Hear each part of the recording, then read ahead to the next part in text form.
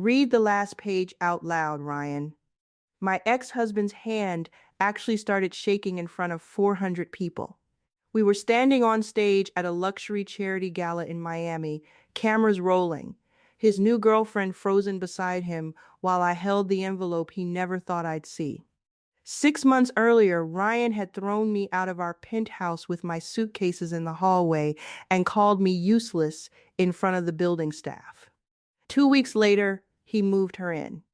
Then he told everyone online that I'd been living off his success for years.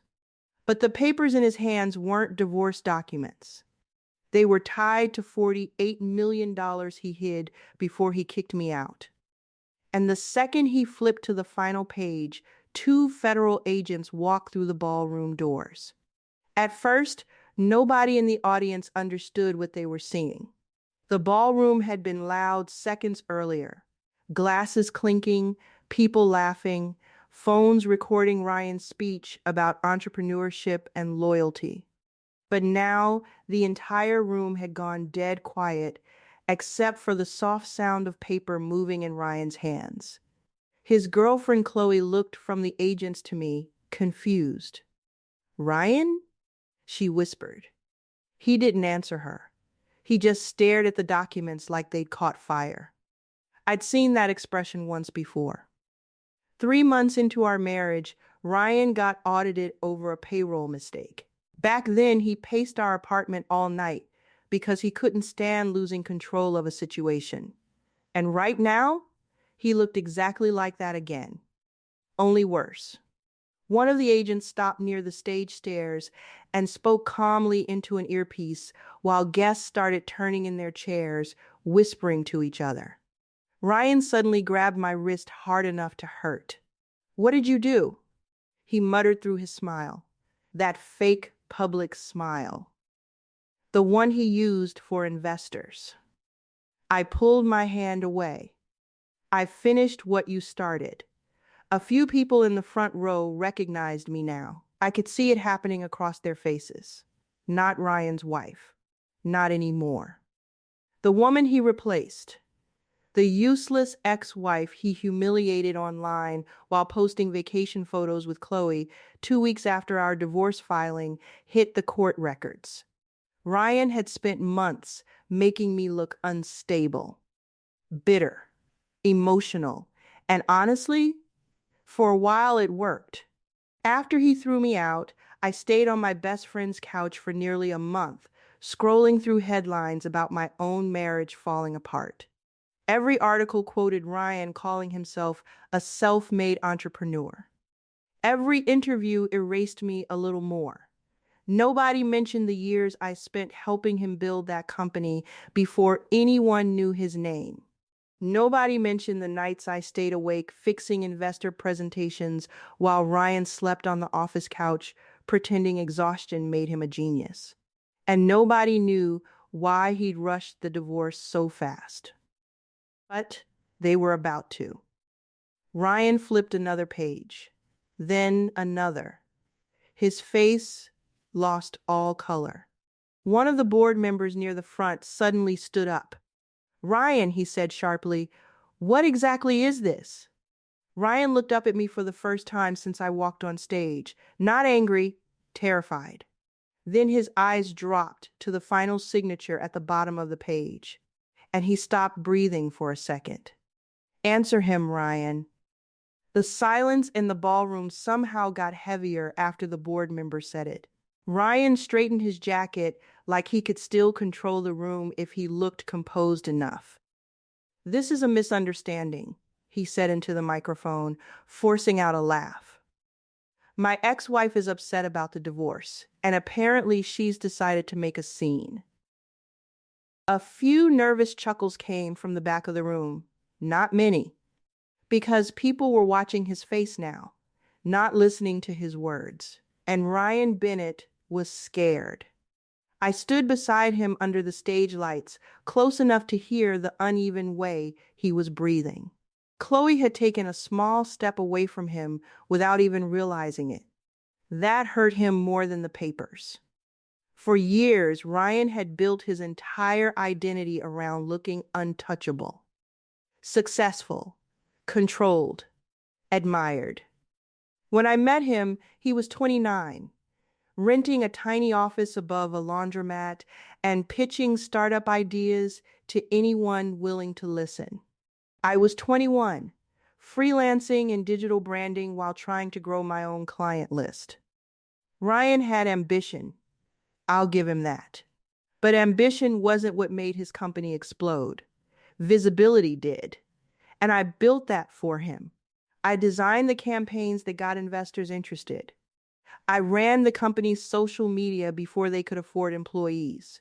I rewrote his disastrous presentations at 2 in the morning so he wouldn't embarrass himself in meetings. The version of Ryan the public loved, I created that version. But once the money came in, Ryan slowly started rewriting history. At interviews, I became supportive at home. At business dinners, I became too young to understand finance. Then eventually, I stopped getting invited at all. That was around the same time Chloe appeared. Beautiful, polished, camera-ready Chloe. Ryan introduced her as a PR consultant. 6 months later, she was sitting in my seat at company events. And now she was staring at the documents in his hands like she'd never seen them before. That caught my attention immediately.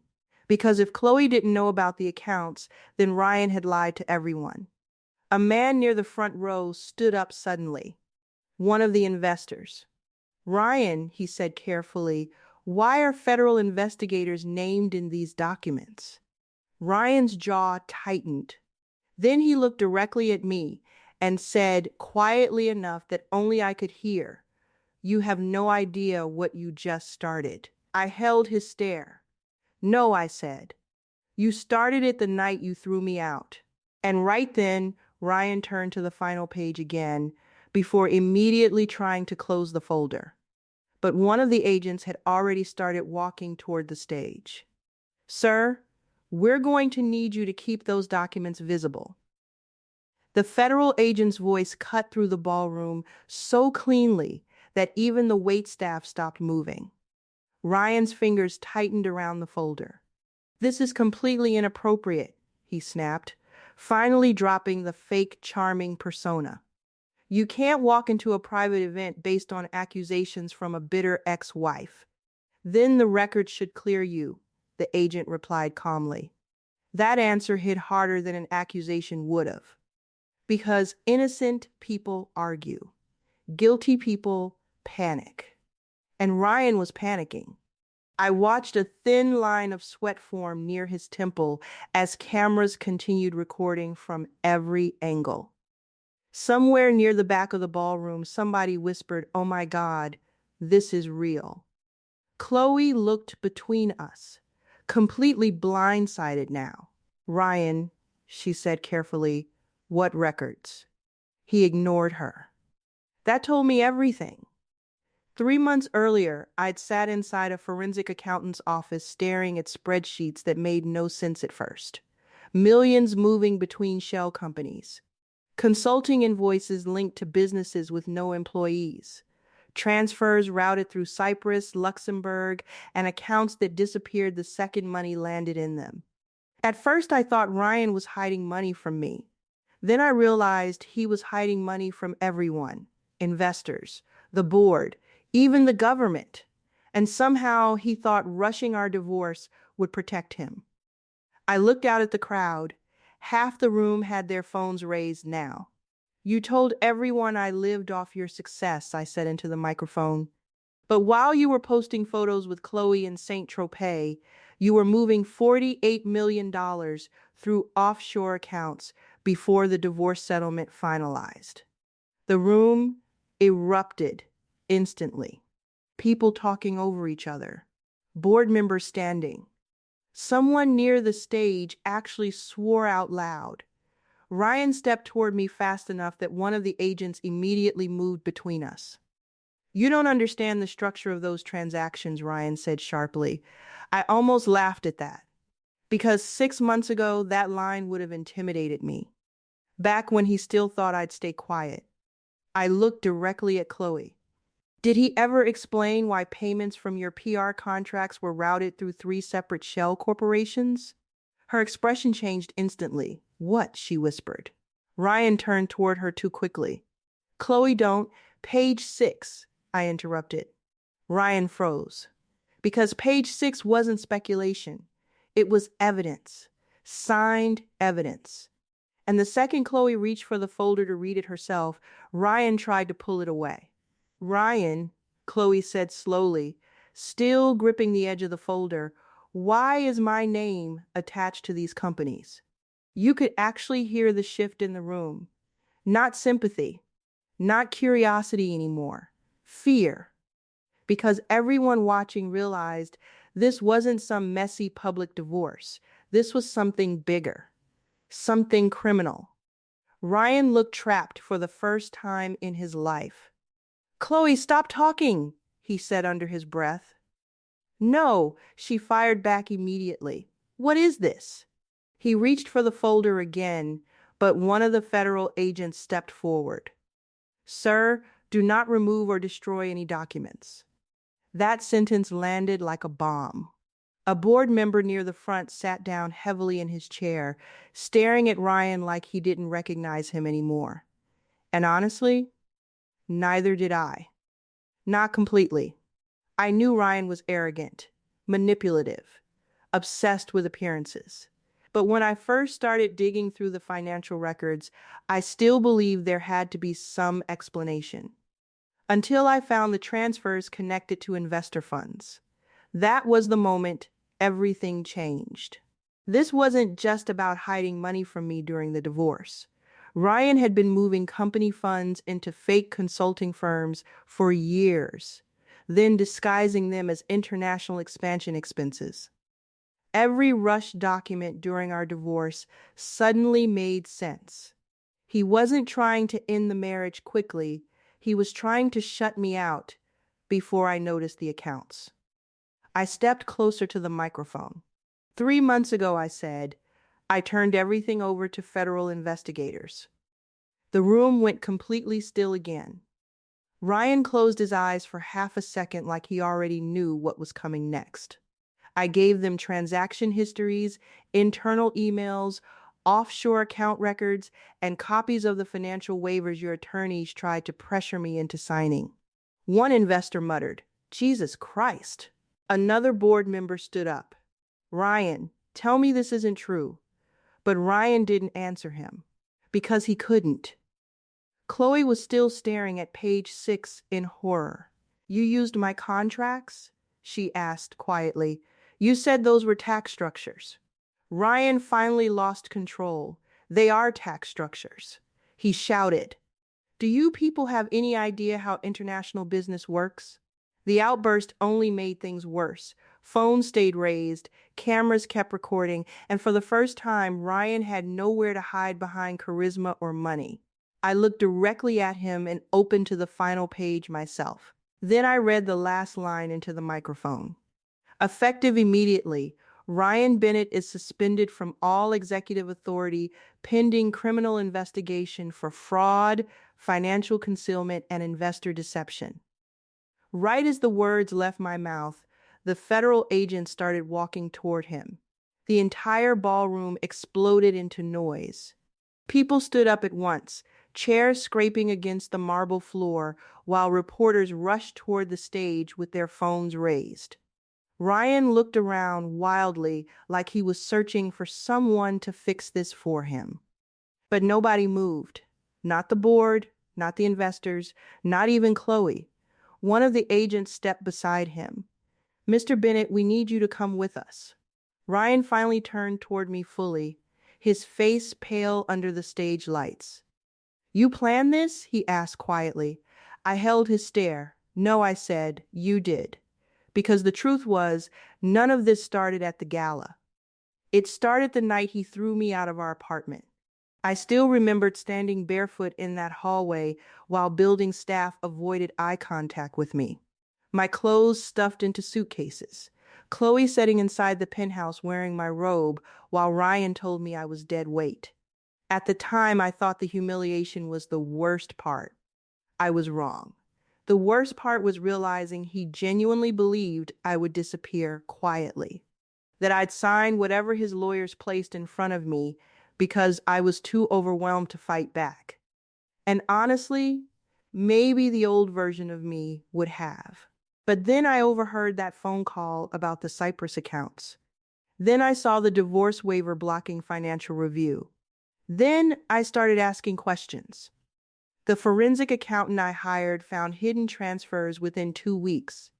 Federal investigators found much more after that: fake consulting firms, falsified valuation reports, investor money moved through offshore entities, and millions hidden before the divorce filing. The $48 million in those papers? That was only the amount directly connected to concealed marital assets and traceable fraud accounts. Ryan had built an empire on image, and it collapsed in less than 10 minutes. As agents escorted him off the stage, reporters shouted questions from every direction. Did you steal investor funds? Did your girlfriend know? Are there more hidden accounts? Ryan didn't answer any of them. For the first time since I'd known him, he looked small. Chloe stayed frozen near the stage stairs, still holding page 6 in her hand, like she couldn't process what she was reading. Later, investigators confirmed Ryan had routed multiple shell company transactions through contracts tied to her PR firm without fully explaining what he was doing. Within 48 hours, she hired separate legal counsel and started cooperating. The company's board suspended Ryan permanently the next morning. Sponsors pulled out almost immediately. Former employees began speaking publicly about manipulated numbers, intimidation tactics, and fake reporting inside the company. Investors filed lawsuits within days. Federal investigators froze several accounts connected to the offshore transfers. And the internet? The internet replayed one moment over and over again. Read the last page out loud, Ryan. That clip went everywhere. People who spent months calling me bitter suddenly realized why Ryan had rushed the divorce so aggressively, why he tried to erase me from the company's story, why he needed everyone to believe I was emotional and unstable before the truth came out. Because if anyone looked too closely, they would have found the money. 3 months later, I officially received my settlement and legal ownership recognition for my role in building the company from the beginning. Not charity, not revenge. What was mine? I used part of it to launch my own branding agency in Miami. No hidden partners, no fake image, just my name on the glass doors. A few weeks before Ryan's sentencing hearing, my assistant walked into my office holding a tablet. News says he might take a plea deal, she said carefully. Are you going to the hearing? I looked out across the skyline for a long moment before answering. No, I said calmly. He spent years making me clean up his messes. I picked up my bag and headed for the elevator. He can face this one by himself.